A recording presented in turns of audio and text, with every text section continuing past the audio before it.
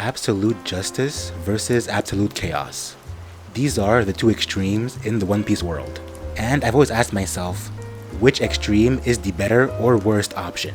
So, today, let's discuss this question. Hello, my name is Big&Blue, and I hope you enjoy. And your television is just about to explode! So let's begin by defining justice and chaos. And let's begin with the former. Absolute justice in its purest form is complicated, simply because trying to define what justice is can be very confusing. But no, seriously, answering the question, what even is justice, is really hard because there is no definitive answer to that question. But I think in its broadest form, justice can be defined as a type of rebalancing, where you tip the scales back to equilibrium. But even then, what people define as rebalancing is varied. Okay, to prove this, let me give you an example.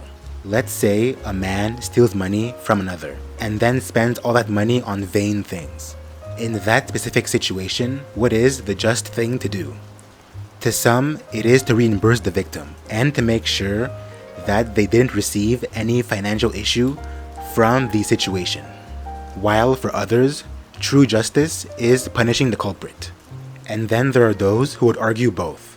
But notice the difference between all three situations. In all three examples, the action of rebalancing is done to three different aspects of the situation. This discrepancy most likely begins with the issue of where exactly is the inherent wrongdoing in this situation.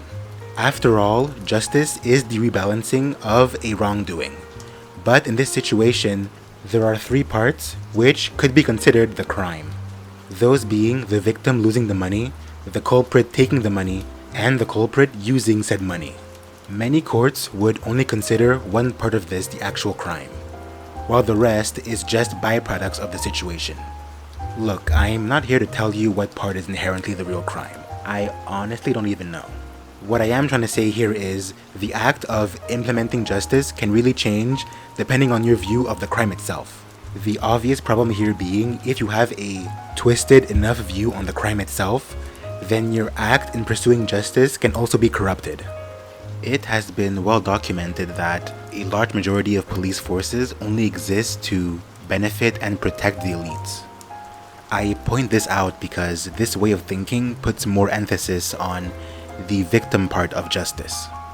The obvious problem here being that it creates a system in which some people are worthy of protection while others simply aren't.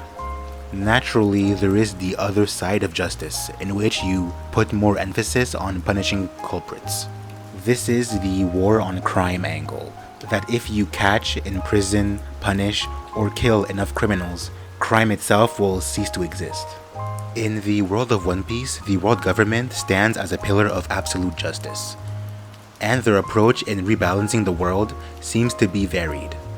They try to help victims and punish villains, but in the worst way possible. In the example I gave of the thief, the defined nature of the actors are unshakable. However, in the eyes of the world government, they see this situation as a sliding scale. Actors and their actions as they intersect with morality is simply seen as a matter of perspective. Murder is wrong, but only if these people do it. If these people do it, it's fine. Slavery is wrong, but only if those people do it. If these people do it, it's fine. That may be an oversimplification, but you get the idea. The world government does stand for rebalancing, but not the rebalancing of justice. Their justice is a myth. It's an illusion only created to masquerade their true purpose, which is rebalancing the status quo, which means keeping the celestial dragons on top and everyone else at the bottom. Now, on the other side of things, we need to ask if absolute freedom would be a net positive for the world. The concept of absolute freedom, as it's seen in One Piece, is very hard to define and visualize. But if you look at it in extremes, there are two main outcomes. Firstly is that an absolute free society with no rulers, kings, or government would be generally peaceful. people would simply govern themselves and focus on their own self-being.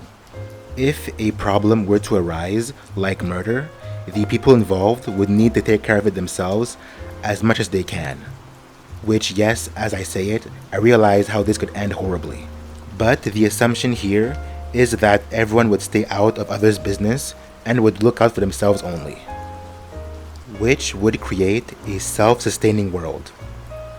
The other extreme is a lot less optimistic.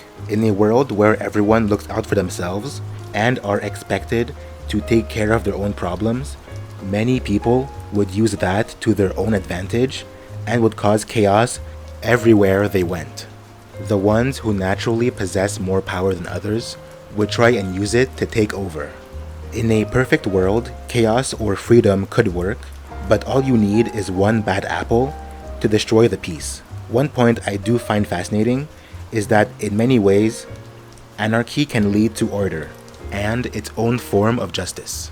If one wishes to exploit chaos in its fullest, meaning taking advantage of others, then they need to make sure that they're never opposed. One of the best ways to do so is to form your own type of government.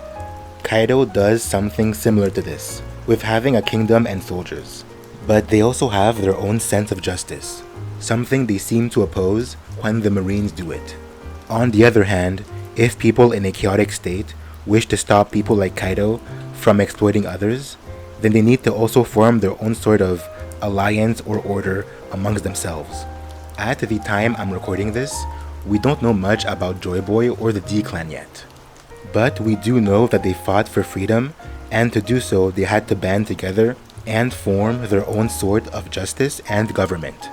In many ways, this form of chaotic government is worse than justice government. At least with justice governments, the officers still have to answer to someone and fight for the benefit of others. However, chaotic governments answer to no one and simply do as they please. Even with the best intentions, that's dangerous. So, to wrap up, which is better? Absolute justice or absolute chaos? Who knows? They both have their own advantages and their own quirks, and that's putting it lightly. This is more of a discussion, so let me know in the comments what you think. And I also encourage everyone to do their own research if they can. But anyways, thank you for watching, and I'll see you next time. Peace.